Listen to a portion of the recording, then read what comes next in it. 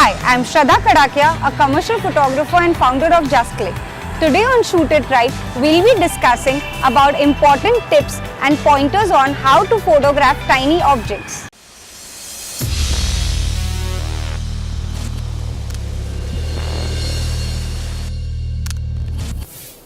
The advent of digital photography has swept away one of the most challenging elements of photographing tiny objects and subjects without using any specialized gear.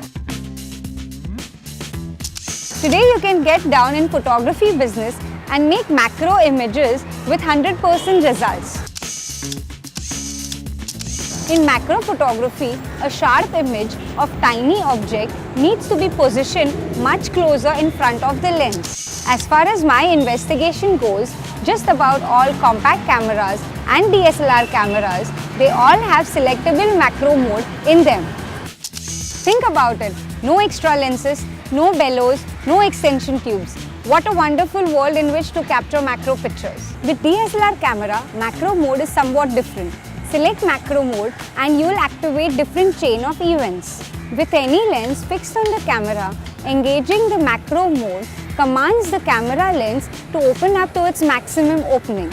Shallow depth of field allows us to move more closer to the subject and focus on the subject, making the background complete blur. However, today we'll be using our favorite manual mode. If you have missed out what exactly manual mode does on DSLR camera, do click on the link visible on the screen to know more. Manual mode gives us complete freedom to adjust the depth of field and exposure. Similar to macro mode, we will be adjusting a camera on wider opening aperture, which will help us to create a shallow depth of field pictures. If the object is still, we can compensate the exposure by using slow shutter speed. And if the object is moving like insect which does not stay at one place, we can compensate the exposure by using higher ISO value.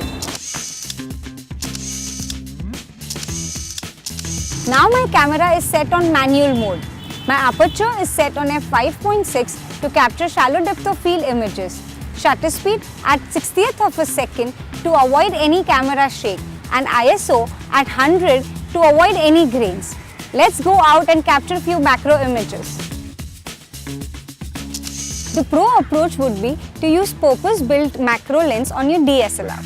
Dedicated macro lens are expensive, but they give you optimum results to go more closer to the subject and capture more zoomed in pictures. I'll be using a standard kit lens by Canon for today, which is a 1855mm varifocal lens.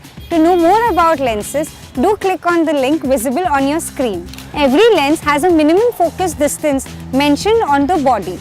This indicates the shortest distance what the subject can be placed to be in sharp focus.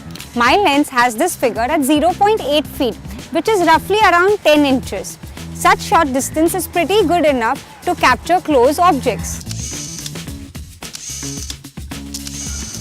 Macro photography can be practiced on a wide range of subjects, starting from an eye of an insect to a tip of a ballpoint pen. All you require to be very patient to be able to capture stunning images.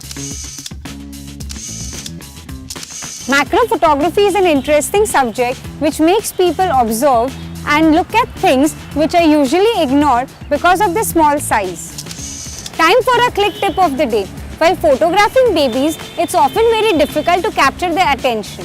One easy way to do that is to put a toy on top of the camera. That will capture their attention, making them look directly in the camera. Here we come to an end to another interesting episode on photography. Please do write to us and subscribe on Shoot It Right. We'll be more than happy to answer all your questions, helping you become a pro photographer.